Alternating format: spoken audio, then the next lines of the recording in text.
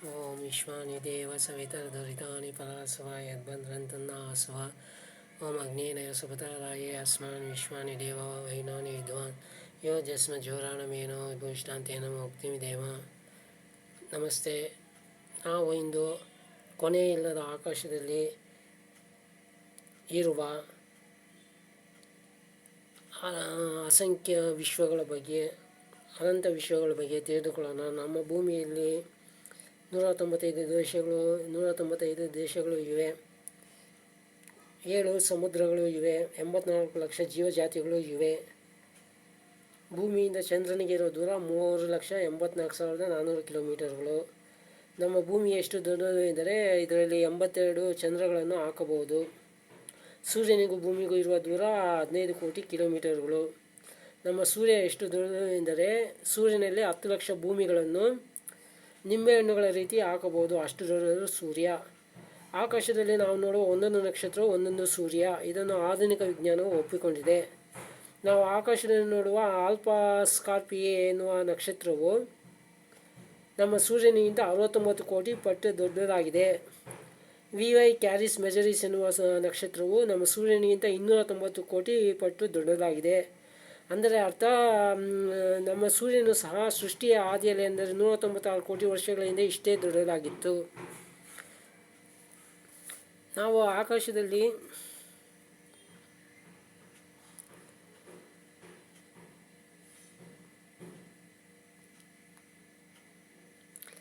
ನೋಡುವ ಒಂದೊಂದು ನಕ್ಷತ್ರವು ಒಂದೊಂದು ಸೂರ್ಯ.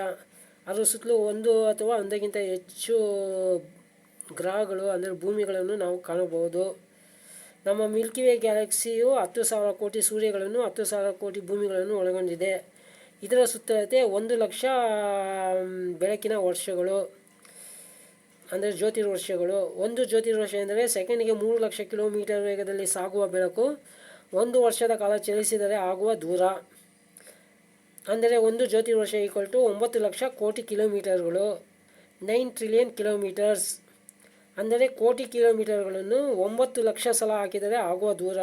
ಇದಕ್ಕೆ ಒಂದು ಜ್ಯೋತಿರ್ವರ್ಷ ಎಂದು ಹೇಳಲಾಗುತ್ತದೆ. ನಮ್ಮ ಮಿಲ್ಕಿ ವೇ ಗ್ಯಾಲಕ್ಸಿಯ ಸುತ್ತಳತೆ 1 ಲಕ್ಷ ಜ್ಯೋತಿರ್ವರ್ಷಗಳು.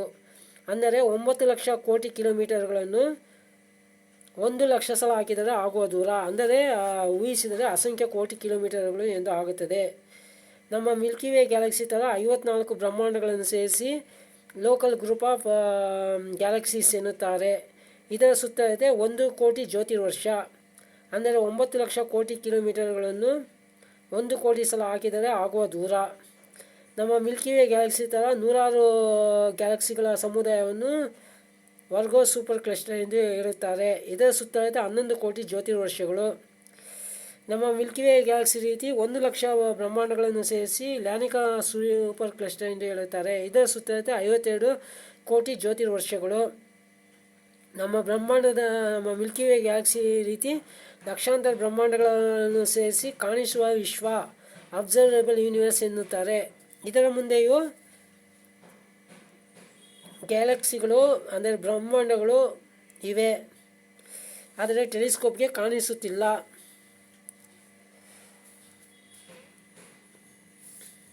ಇದನ್ನು ಕಾಣಿಸದ ವಿಶ್ವ ಅನ್ಅಬ್ಸರ್ವೇಬಲ್ ಯೂನಿವರ್ಸ್ ಎನ್ನುತ್ತಾರೆ. ಕಾಣಿಸದ ವಿಶ್ವವನ್ನು ಭೂಮಿಗೆ ಹೋಲಿಸಿದರೆ ಕಾಣಿಸುವ ವಿಶ್ವವನ್ನು ಫುಟ್ಬಾಲ್ಗೆ ಹೋಲಿಸಬಹುದು. ಅಂದರೆ ವಿಶ್ವವು ಅಸಂಖ್ಯ ಕೋಟಿ ಸೂರ್ಯಗಳನ್ನು ಅಸಂಖ್ಯ ಕೋಟಿ ಭೂಮಿಗಳನ್ನು ಒಳಗೊಂಡು ಅನಂತವಾಗಿದೆ. ಇವುಗಳನ್ನು ಸೃಷ್ಟಿಸಿ ನಿಯಂತ್ರಿಸುತ್ತಿರುವ ಶಕ್ತಿಯು ಸರ್ವವ್ಯಾಪಕವಾಗಿದೆ, ಅನಂತವಾಗಿದೆ. ಅದುವೇ ದೇವರು.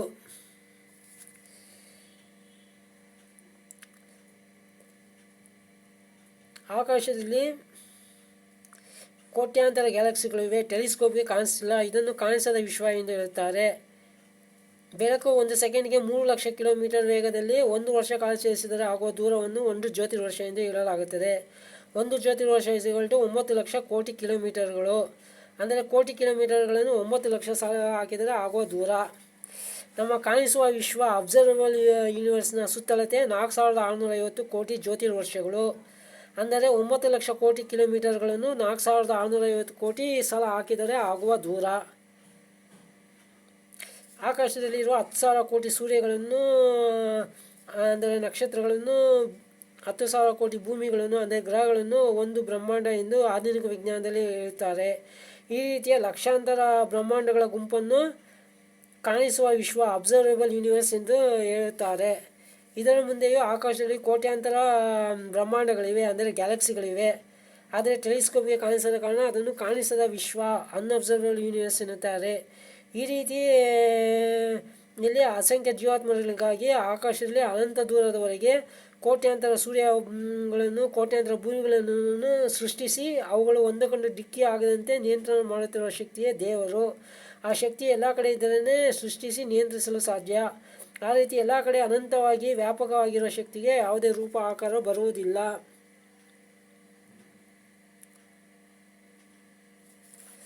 ಆಕಾಶದಲ್ಲಿರುವ ಒಂದೊಂದು ನಕ್ಷತ್ರವು ಒಂದೊಂದು ಸೂರ್ಯ, ಅಂದರೆ ಆ ನಕ್ಷತ್ರದ ಸುತ್ತಲೂ ಒಂದು ಅಥವಾ ಒಂದಕ್ಕೂ ಹೆಚ್ಚು ಗ್ರಹಗಳು ಅಂದರೆ ಭೂಮಿಗಳು ಸುತ್ತುತ್ತಾ ಇರುತ್ತದೆ.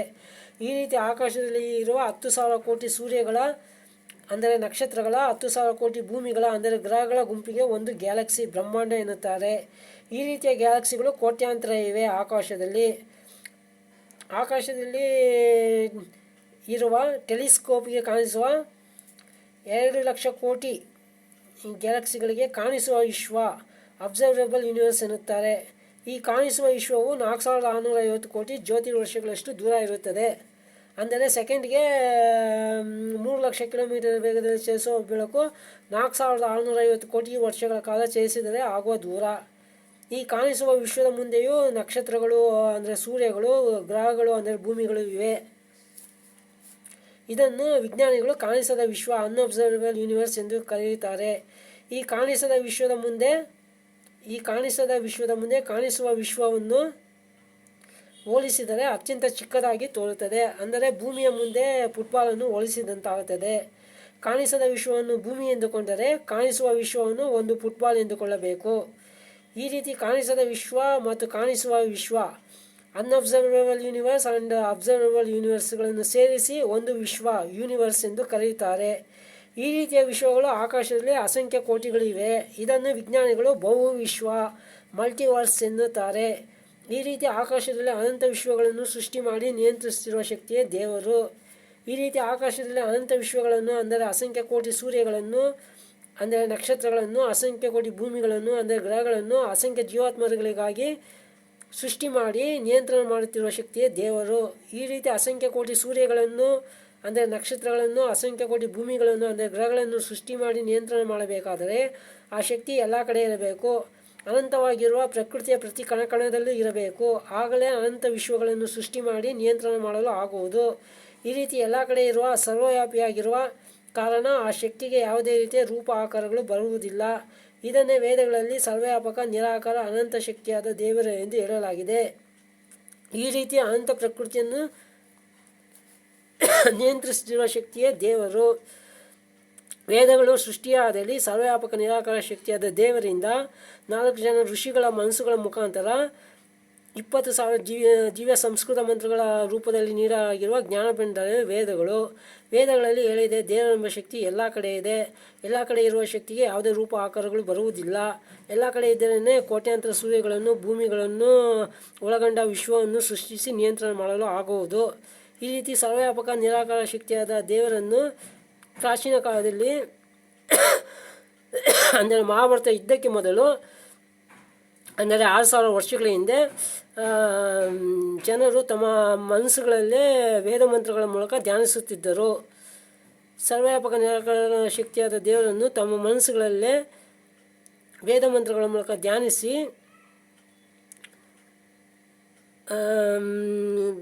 ಗೌರವ ಸಲ್ಲಿಸುತ್ತಿದ್ದರು.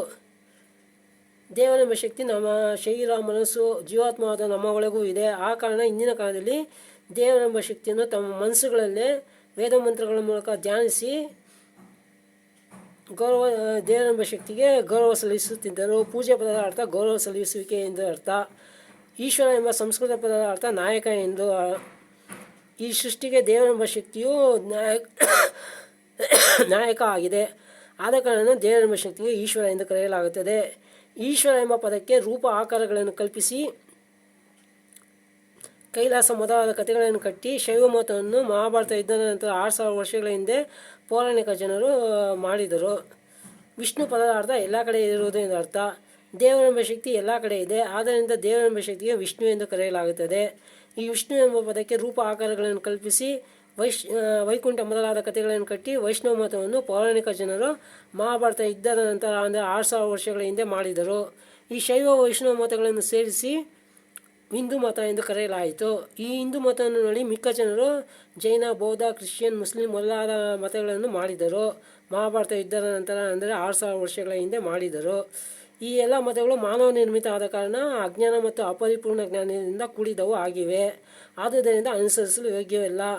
ಮಹಾಭಾರತ ಯುದ್ಧಕ್ಕೆ ಮೊದಲು ಅಂದರೆ 6000 ವರ್ಷಗಳ ಹಿಂದೆ ಅಂದರೆ ಸೃಷ್ಟಿಯ ಆದಿಯಿಂದ ಅಂದರೆ 196 ಕೋಟಿ ವರ್ಷಗಳಿಂದ ಹಿಡಿದು ಮಹಾಭಾರತ ಯುದ್ಧದವರೆಗೆ ಅಂದರೆ 6000 ವರ್ಷಗಳವರೆಗೂ ಹಿಂದಿನವರೆಗೂ ಜನರು ವೇದಗಳನ್ನು ಅನುಸರಿಸುತ್ತಿದ್ದರು. ವೇದಗಳು ಸರ್ವವ್ಯಾಪಕ ನಿರಾಕಾರ ಶಕ್ತಿಯಾದ ದೇವರ ಕಾನೂನು ಸಂವಿಧಾನ ಆಗಿದೆ. ವೇದಗಳಲ್ಲಿ ಹೇಳಿರುವಂತೆ ಸರ್ವವ್ಯಾಪಕ ನಿರಾಕಾರ ಶಕ್ತಿಯನ್ನು ತಮ್ಮ ಮನಸ್ಸುಗಳಲ್ಲೇ ವೇದ ಮಂತ್ರಗಳ ಮೂಲಕ ಧ್ಯಾನಿಸಿ ಗೌರವ ಸಲ್ಲಿಸುತ್ತಿದ್ದರು. ಪೂಜೆ ಪದದ ಅರ್ಥ ಗೌರವ ಸಲ್ಲಿಸುವಿಕೆ ಎಂದು ಅರ್ಥ. ಬ್ರಹ್ಮ ಪದದ ಅರ್ಥ ಮಹಾನ್ ಬೃಹತ್ ಶಕ್ತಿ ಎಂದು.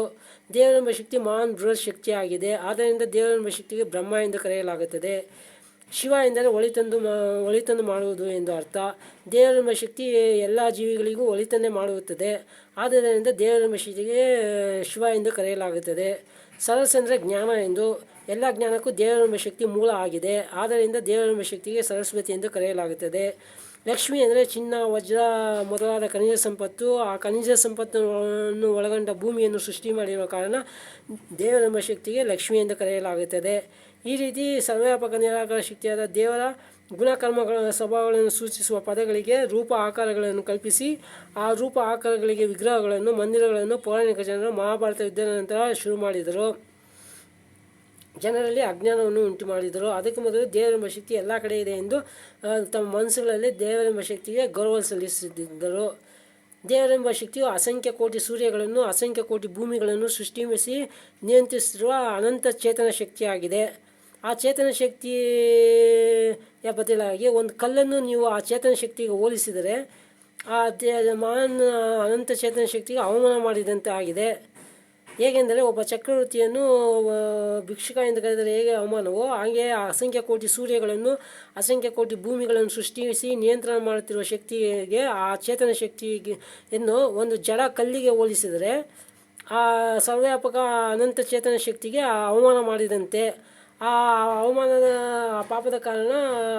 ಮಾಡಿದ ಪಾಪದ ಕಾರಣ ಜೀವಾತ್ಮಗಳಾದ ನಿಮಗೆ ಮುಂದೆ ಮನುಷ್ಯ ಶರೀರಗಳು ಸಿಗುವುದಿಲ್ಲ, ಪ್ರಾಣಿ, ಪಕ್ಷಿ, ಕೀಟ ಇತ್ಯಾದಿ ಶರೀರಗಳು ಸಿಗುತ್ತವೆ. ಯಜುರ್ವೇದದಲ್ಲಿ ಸ್ಪಷ್ಟವಾಗಿ ಹೇಳಿದೆ, ಯಾರು ಸರ್ವವ್ಯಾಪಕ ನಿರಾಕಾರ ಅನಂತ ಚೇತನ ಶಕ್ತಿಯಾದ ದೇವರ ಬದಲಿಗೆ ಕಲ್ಲು ವಿಗ್ರಹಗಳನ್ನು, ಜಡ ಪದಾರ್ಥಗಳನ್ನು ಪೂಜಿಸುತ್ತಾರೋ ಆ ಪಾಪದ ಕಾರ್ಯಕ್ಕೆ ಆ ಜೀವಾತ್ಮಗಳಿಗೆ ಮುಂದೆ ಮನುಷ್ಯ ಶರೀರಗಳು ಸಿಗುವುದಿಲ್ಲ, ಅಂಧಕಾರಮಯ ಶರೀರಗಳು ಸಿಗುತ್ತವೆ. ಅಂದರೆ ಪ್ರಾಣಿ, ಪಕ್ಷಿ, ಕೀಟ ಇತ್ಯಾದಿ ಶರೀರಗಳು ಸಿಗುತ್ತವೆ ಎಂದು ಯಜುರ್ವೇದದಲ್ಲಿ ಸ್ಪಷ್ಟವಾಗಿ ಹೇಳಿದೆ. ಆದ್ದರಿಂದ ಇಂದಿನ ಕಾಲದಲ್ಲಿ ದೇವರೆಂಬ ಶಕ್ತಿಯನ್ನು ತಮ್ಮ ಮನಸ್ಸುಗಳಲ್ಲೇ ವೇದ ಮಂತ್ರಗಳ ಮೂಲಕ ಧ್ಯಾನಿಸಿ ಆ ದೇವರೆಂಬ ಶಕ್ತಿಗೆ ಗೌರವವನ್ನು ಸಲ್ಲಿಸುತ್ತಿದ್ದರು. ಪೂಜೆ ಪದದ ಅರ್ಥ ಗೌರವ ಸಲ್ಲಿಸುವಿಕೆ ಎಂದರೆ ಅರ್ಥ. ಈಗ ಪ್ರಶ್ನೆ ಹೇಳುತ್ತದೆ, ರಾವಣ, ಕಂಸ ಇವರುಗಳ ಶರೀರದಲ್ಲಿ ದೇವರೆಂಬ ಶಕ್ತಿ ಇರಲಿಲ್ಲವೇ? ಖಂಡಿತವಾಗಿ ಇತ್ತು. ಅವರ ಶರೀರಗಳಲ್ಲೇ ಏರುಪೇರು ಮಾಡಿದ್ದರೆ ಅವರು ಸಾಯುತ್ತಿದ್ದರು, ಆದರೆ ಅದು ದೇವರ ಕೆಲಸ ಅಲ್ಲ. ಒಂದು ಸಮಾಜದಲ್ಲಿ ದುಷ್ಟರು ಮೆರೆಯುತ್ತಿದ್ದರೆ ಅವರ ನಾಶ ಮಾಡುವುದು ಸಮಾಜದ ಜನರ ಕೆಲಸ ಆಗಿರುತ್ತದೆ. ಆಗಿನ ಕಾಲದಲ್ಲಿ ಯೋಗಿಗಳಾದ ಶ್ರೀರಾಮ, ಶ್ರೀಕೃಷ್ಣರು ಆ ಕೆಲಸವನ್ನು ಮಾಡಿದರು. ರಾಮ, ಕಂಸರ ಸಂಹಾರ ಮಾಡಿದರು. ಶ್ರೀರಾಮ, ಶ್ರೀಕೃಷ್ಣ ಎಲ್ಲ ಥರ ಯೋಗಿಕ ವಿದ್ಯೆಯನ್ನು ಕಲಿತಿದ್ದರು, ವೇದಗಳನ್ನು ಅಧ್ಯಯನ ಮಾಡಿದ್ದರು. ಇವರನ್ನು ಪೌರಾಣಿಕ ಜನರು ದೇವರೆಂದು ಹೇಳಿ ಜನರಲ್ಲಿ ಅಜ್ಞಾನ ಉಂಟು ಮಾಡಿದ್ದಾರೆ. ಒಂದು ಸಮಾಜದಲ್ಲಿ ದುಷ್ಟರು ಮೇಯುತ್ತಿದ್ದರೆ ಅವರ ನಾಶ ಮಾಡಬೇಕಾದ ಸಮಾಜ ಜನರ ಕೆಲಸ. ಅದನ್ನು ಯೋಗಿಗಳಾದ ಶ್ರೀರಾಮ, ಶ್ರೀಕೃಷ್ಣ ಮಾಡಿದರು. ಅವರನ್ನು ದೇವರೆಂದು ಬಿಂಬಿಸಿ ಜನರಲ್ಲಿ ಅಜ್ಞಾನವನ್ನು ಪೌರಾಣಿಕ ಜನರು ಮಾಡಿದ್ದಾರೆ.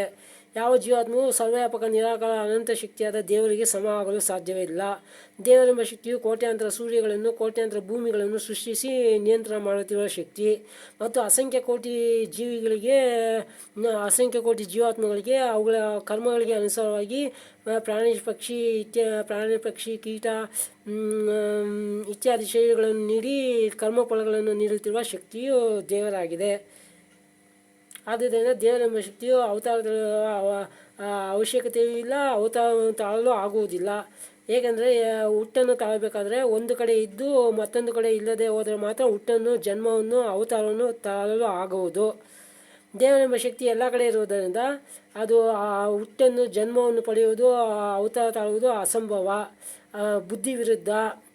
ಈಗ ಯಾರಾದರೂ ದೇವರೆಂಬ ಶಕ್ತಿ ಅಲ್ಲಿ ಹುಟ್ಟನ್ನು, ಅವತಾರವನ್ನು ಪಡೆಯುತ್ತೆ ಅಂತ ಹೇಳಿದರೆ ಪ್ರಶ್ನೆ ಉದ್ಭವ ಆಗ್ತದೆ, ಆ ಸ್ಥಳದಲ್ಲಿ ದೇವರೆಂಬ ಶಕ್ತಿ ಇರಲಿಲ್ಲವೇ? ಆದರೆ ಎಂದಿಗೂ ಆಗುವುದಿಲ್ಲ. ದೇವರೆಂಬ ಶಕ್ತಿ ಎಲ್ಲ ಕಡೆ ಇದೆ. ಎಲ್ಲ ಕಡೆ ಇರೋ ಶಕ್ತಿಯು ಒಂದು ಕಡೆಯಿಂದ ಮತ್ತೊಂದು ಕಡೆ ಬರುವುದಾಗಲಿ ಹೋಗುವುದಾಗಲಿ ಆಗುವುದಿಲ್ಲ. ಅದು ಎಲ್ಲ ಕಡೆ ಇರೋ ಶಕ್ತಿ ಹುಟ್ಟನ್ನು, ಜನ್ಮವನ್ನು ಪಡೆಯಲು ಸಾಧ್ಯವೇ ಆಗುವುದಿಲ್ಲ. ಬುದ್ಧಿಪೂರ್ವಕವಾದ ಮಾತಲ್ಲ, ತರ್ಕಸಂಗತವಾದ ಮಾತು ಅಲ್ಲ. ದೇವರೆಂಬ ಶಕ್ತಿ ಹುಟ್ಟ ಪಡೆಯಲು ಅಸಂಭವ. ಮತ್ತು ದೇವರೆಂಬ ಶಕ್ತಿಯು ಜನ್ಮವನ್ನು ತಾಳುವ ಅವಶ್ಯಕತೆಯೂ ಇಲ್ಲ. ಒಂದು ಸಮಾಜದಲ್ಲಿ ದುಷ್ಟರ ಮೇಲಿದ್ದರೆ ಅದನ್ನು ನಾಶ ಮಾಡೋದು ಜನರ ಕೆಲಸ ಆಗಿರುತ್ತದೆ. ಯಾವಾಗ ಒಂದು ಭೂಮಿಯಲ್ಲಿ, ಇಡೀ ಭೂಮಿಯಲ್ಲಿ 100ಕ್ಕೆ 100ರಷ್ಟು ಅಧರ್ಮಿಗಳಾಗುತ್ತಾರೋ ಆಗ ದೇವರೆಂಬ ಶಕ್ತಿಯು ಭೂಕಂಪ, ಪ್ರವಾಹ, ಚಂಡಮಾರುತ, ವಿಪರೀತ ಮಳೆ ಇವುಗಳ ಮೂಲಕ ಪ್ರಳಯವನ್ನು ಉಂಟು ಮಾಡುತ್ತದೆ. ಈಗಲೂ ಭೂಮಿಯಲ್ಲಿ 10% ಧರ್ಮವಂತರು ಇರುವುದರಿಂದ ದೇವರೆಂಬ ಶಕ್ತಿಯು ಪ್ರಳಯವನ್ನು ಮಾಡಿಲ್ಲ. ಈ ರೀತಿ ನಾನು ನನಗೆ ತಿಳಿದಿರುವ ಕೆಲವೊಂದು ವಿಚಾರಗಳನ್ನು ಹಂಚಿಕೊಂಡಿದ್ದೇನೆ. ನಾನು ಮುಂದಿನ ವಿಡಿಯೋದಲ್ಲಿ ಮತ್ತಷ್ಟು ವಿಚಾರಗಳನ್ನು ತಿಳಿಸುತ್ತೇನೆ. ನಮಸ್ತೆ.